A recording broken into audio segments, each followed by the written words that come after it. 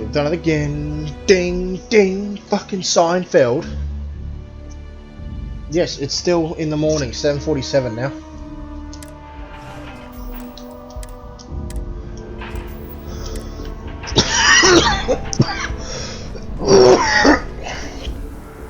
think I could pull off that look? With the scarf and the bangs and everything? I don't know about that. Bork, bork, bork, bork. Uh-oh. Right.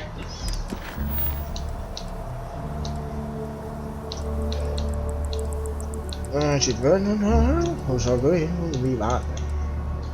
I'm gonna go talk to the sergeant. You're right. Still, I'd like to try. I think I'm gonna buy that new car. Just paid for it. But I think it's worth the deal. I agree, 100%.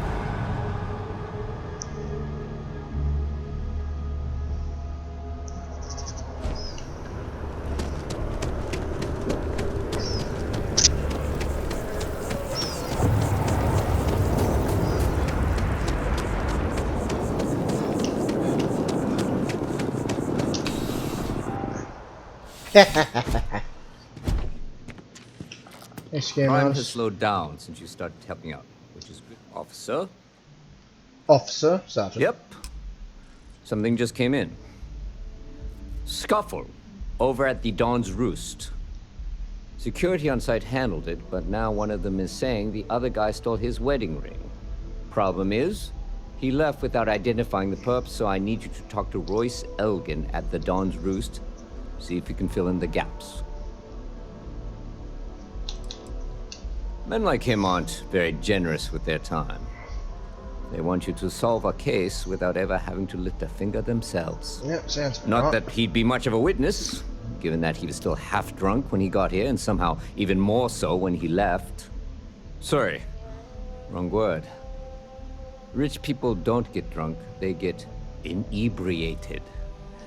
Which is another way of saying highly unreliable. Good. Report back here when the matter's resolved. According to the patron, the ring is valuable, but if I had to guess, not for sentimental reasons.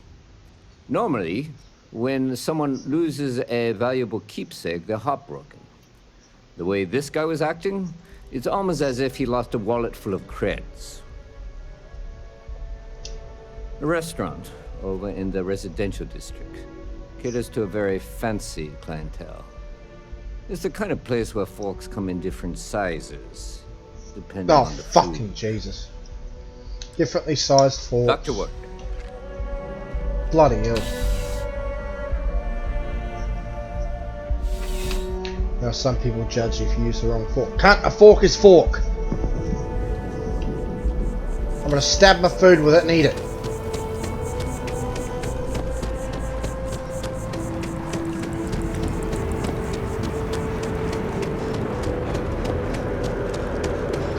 You're okay, you'll make it before you cash yourself.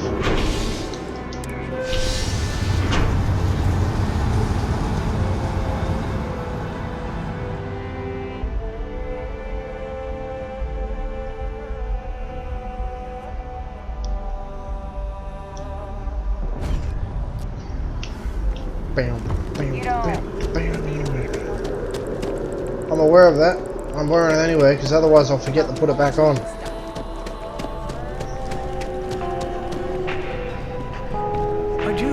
Enjoying your time in your presence. All of our signature dishes are unique to the Roost. You won't find anything like them anywhere else. The Dawn's Roost represents the highest quality, from the ingredients to the decor. No expense is spared. Anyone who has sampled our offerings will assure you it is all worth it. A most unfortunate incident, complicated by the fact that both parties were inebriated. While I wasn't privy to the entire argument, Hugo and Octavio had been dining here together for quite some time. So, it was surprising to see them at each other's throats.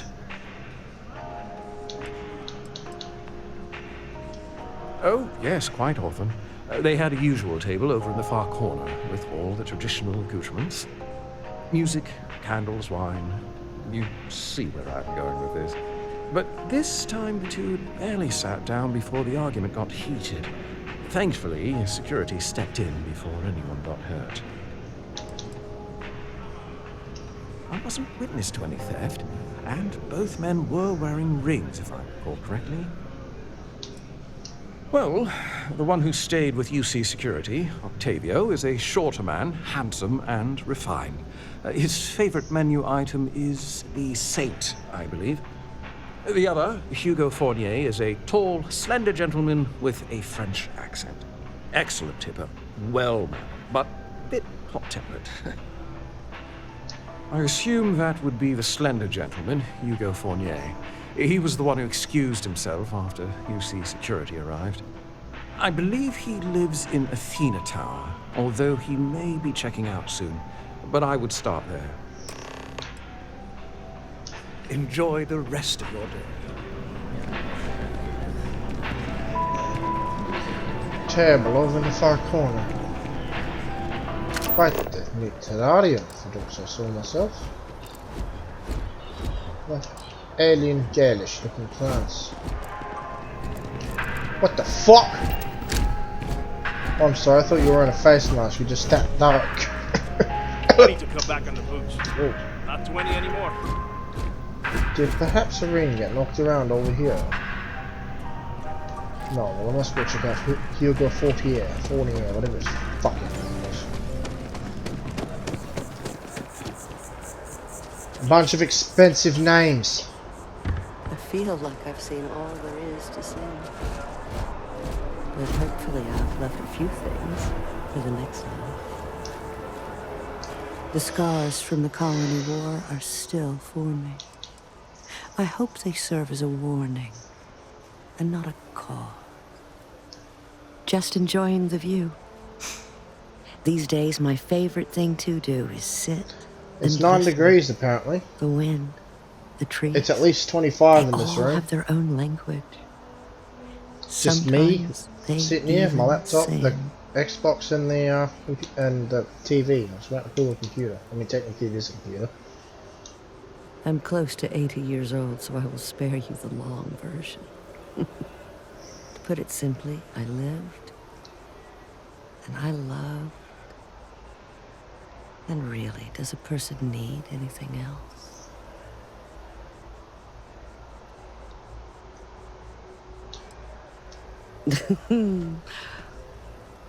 I agree.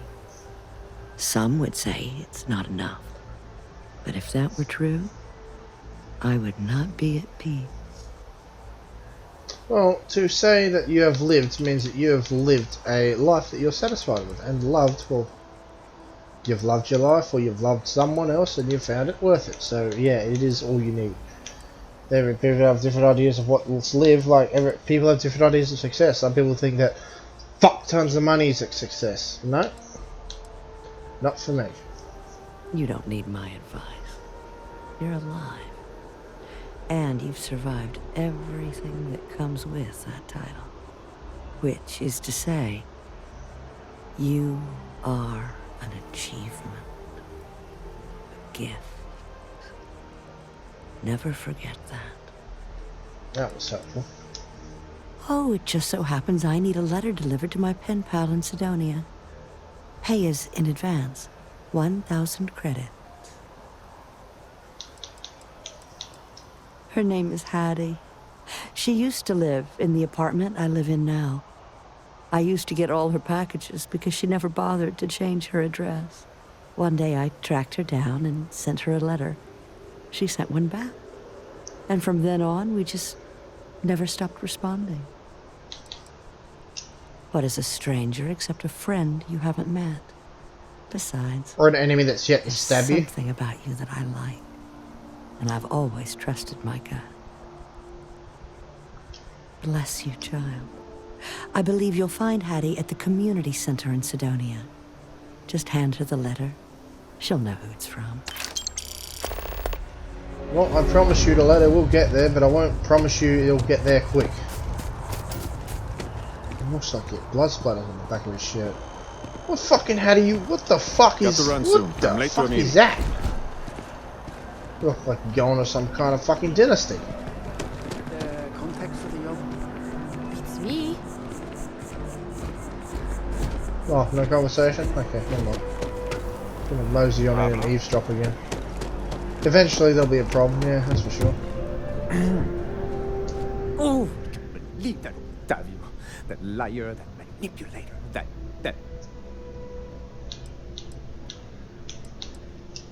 lying, cheating, foul piece of dawn glider dropping.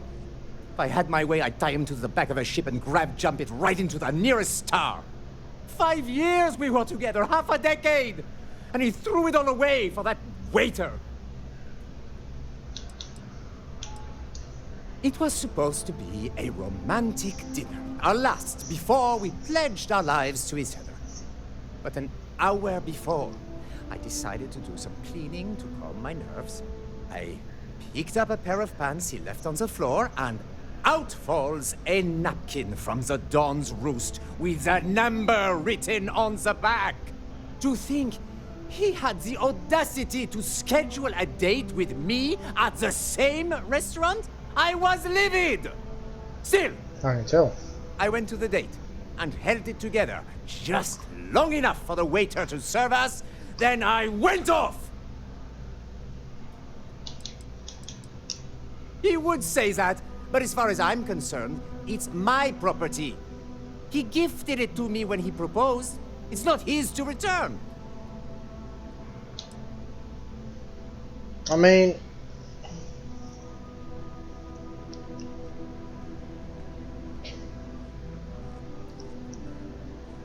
Yeah, no, you don't know. I'd say that no, he gifted it to you. You can't just take back a gift. I'm glad you could see reason. This ring is going to fund a very long vacation across the settled systems. Maybe I'll even take pictures. As long as you didn't take the one off his finger, I'm hoping that's the case, and it's just the one he gave you, which is what it sounded like. Because yeah, as far as I'm concerned, you gift a gift to someone, that's it. It's not yours anymore. You loan something, that's a different story. But no, you gift it to them, that's theirs. You don't just get to take back a gift that doesn't suit you.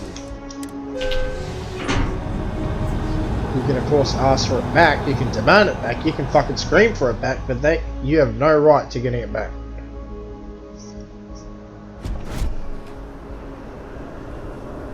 You didn't get to play fuckabouts because you had a bad day.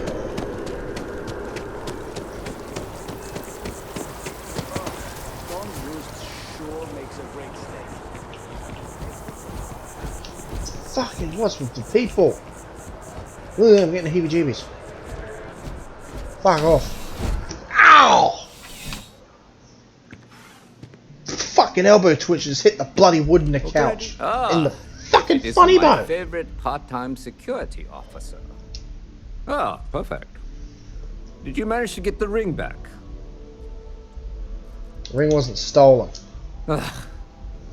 Really? I should have known this was a waste of time the moment I laid eyes on that drunk. That's on me. Without saying names, there are some people in this city who treat us like their personal security service. Of course they do. But you know how it goes. Sometimes we protect, other times we serve. Either way, I'm still going to pay you for your time. Here, take this. It's well deserved.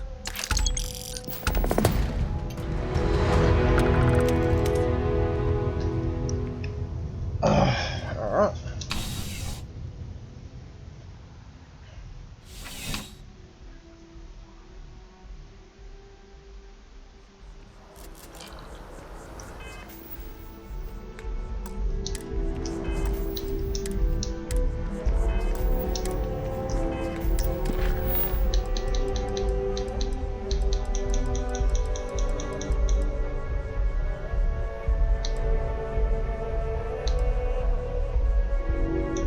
Alright, oh. I just cancelled it, son of a bitch.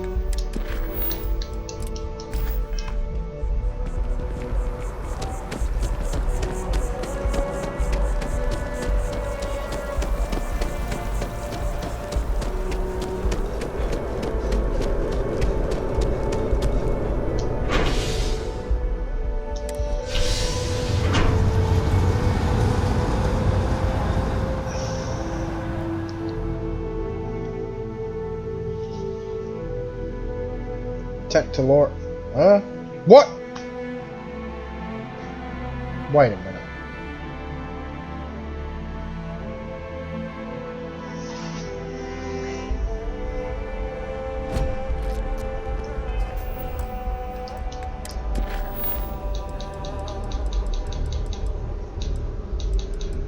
Oh, there we go. That's better. Wait.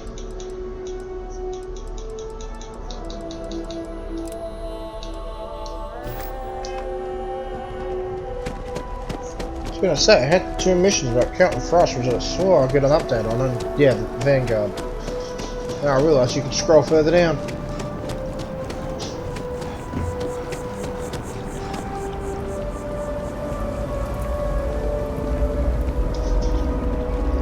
Oh, I was hoping we might run into one another again. Your timing is most fortuitous. I'm on the verge of something, but I don't quite have all the That seems to information I be the need. case all the time, doesn't it? We're in uncharted territory here. It's inevitable. Of course, now that I understand more about what's going on, it seems plain as day. And yet I never would have imagined it before. The tertiary trunks have also liquefied their interiors, but they're not vibrating. I thought perhaps it was some sort of defect, but it's much simpler. They're listening. It means it is ready to reproduce.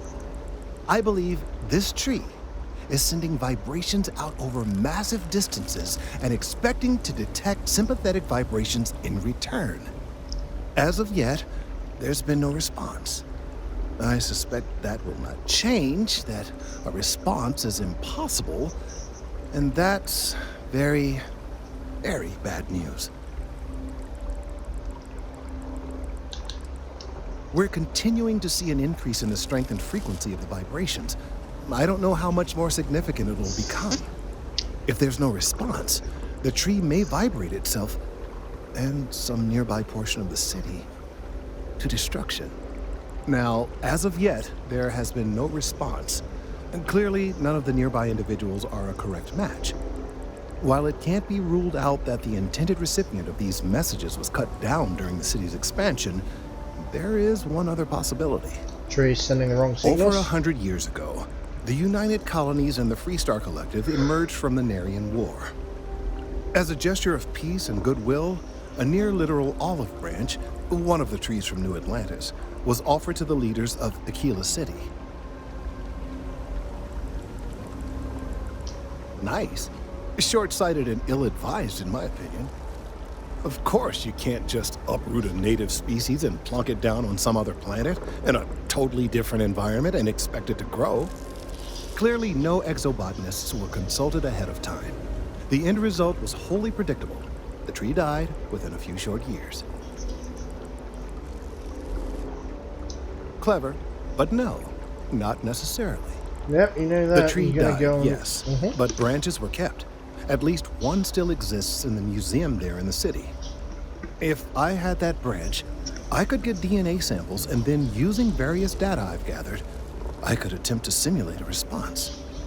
We could then broadcast that response and hopefully calm down our friend here. But as I say, I need that branch.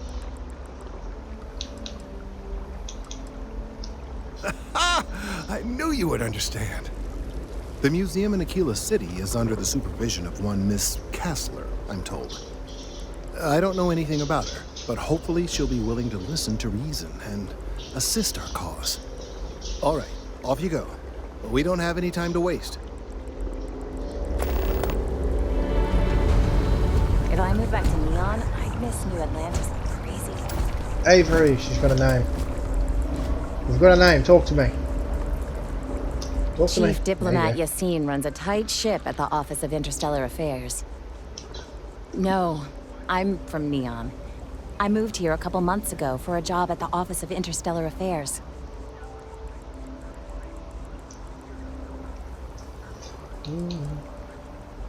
It's a part of MAST's administrative wing.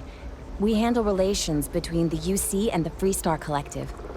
One of our main focuses is making sure the armistice stays intact. I don't think anybody wants another war. Oh, I love it. I think New Atlantis is the most beautiful place in the settled systems. I can't believe how many trees there are in the city. Thanks. Maybe I'll see you around. Sure. Yeah, I work at MAST, in the Office of Interstellar Affairs. I'm a sort of I know, we just liaison between the repeated a question UC and the basically, didn't we? Freestar Collective. I help solve communication problems, show visiting diplomats the city, things like that. Probably doesn't sound all that exciting to you, but I love it. I've been interested in a diplomatic career since I was a kid. Means that you're keen on solving problems without violence. How are you? Don't leave that bullshit for a second. What was that? I had a jump. I don't know what it sounds like it's about to blow up.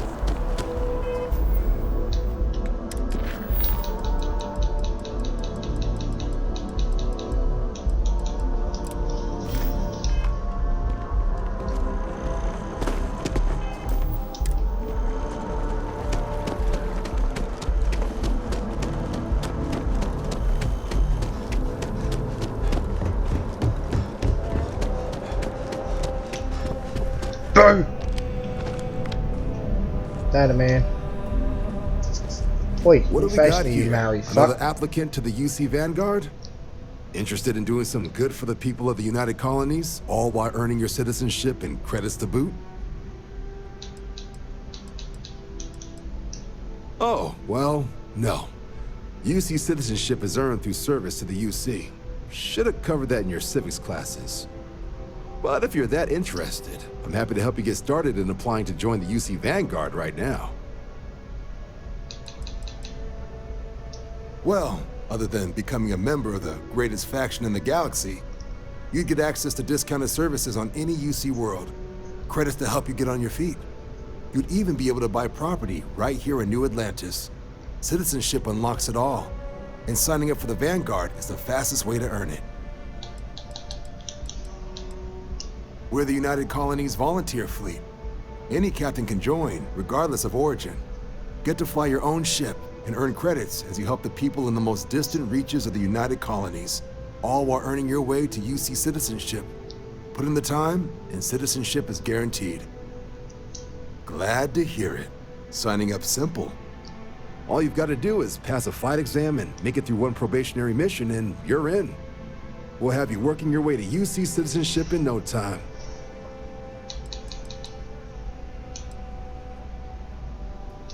Vanguard work is as needed. When we've got jobs, we'll make them available to you. But the work itself, well, it runs the gamut. Sometimes you might be hunting down hostile ships on behalf of the UC Navy, or you might be called up to help the Science Division clean up some invasive species. Hell, we've even been asked to help take on the occasional terramorph. And sometimes we just need cargo support. Not every job's glamorous. The Vanguard only gets called in for the ones where there's a chance of seeing action. Wherever the UC needs us, the Vanguard is there. Well, all right. Take the elevator down to the Vanguard Orientation Hall. You can get started at any of the registration terminals. The system will walk you through the rest. And if you've got any questions, I'm happy to answer them. Oh, stop looking at go. Katie.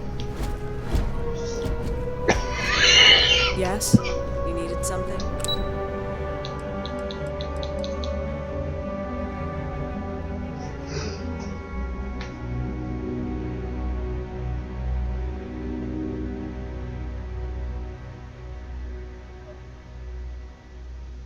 Oh, fuck. Sorry, I tuned out. I think I have to go to sleep now. It's 8:11 in the morning. I think I'm gonna go to sleep at some point now.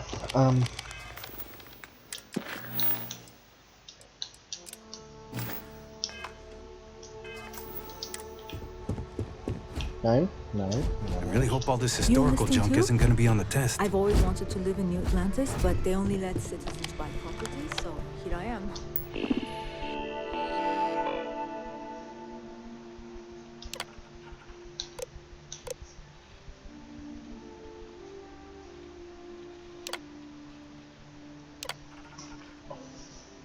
By joining the United Colonies Vanguard, you agree to perform necessary services for the United Colonies that could place you in serious danger, resulting in harm to your craft or yourself, up to and including death.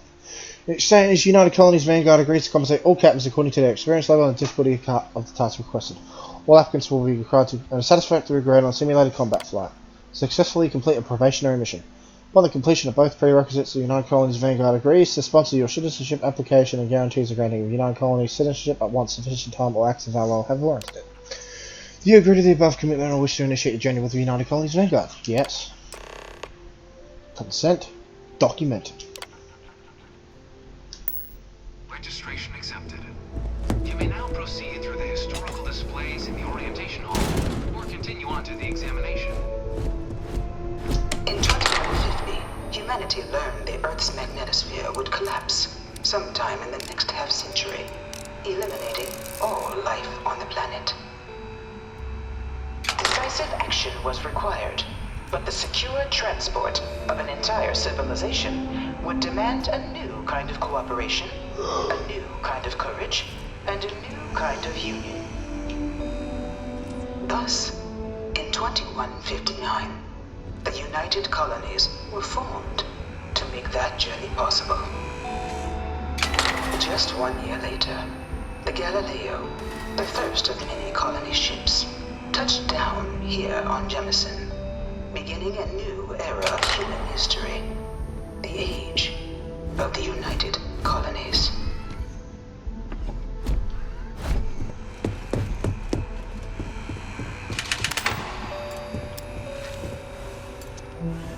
How you doing, Chief? This assignment isn't glamorous, but it sure beats patrols. You visited Aquila or Neon? Sure they're fine. It was only in 2230 that the faction known as House Varun first made contact with the rest of the settled systems. Founded by the passengers of a colony ship that had left New Atlantis and disappeared 4 decades earlier, House Varun was a faction unlike any other. A theocracy dedicated wholly to the beliefs of its isolationist founder, Janan Varun. House Varun initially made overtures of peace towards the rest of the settled systems. They claimed their only intention was to spread the word of their god, the Great Serpent. But none could have guessed that this worship might take the form of a bloody war, the Serpent's Crusade. Blood and piss.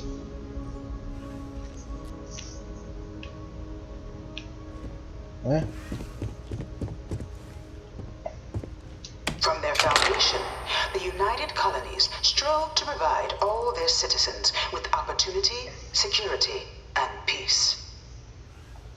But there were those among the UC that still wanted something more. Independence. Americans. So in 2161, the UC issued the Centaurus Proclamation, granting UC citizens the right to settle distant worlds and form their own sovereign powers.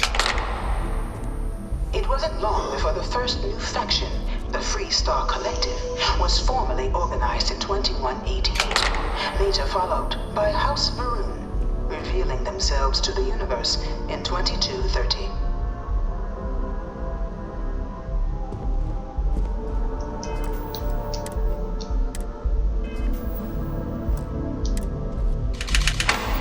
Sleepy time, because I'm fucking tired.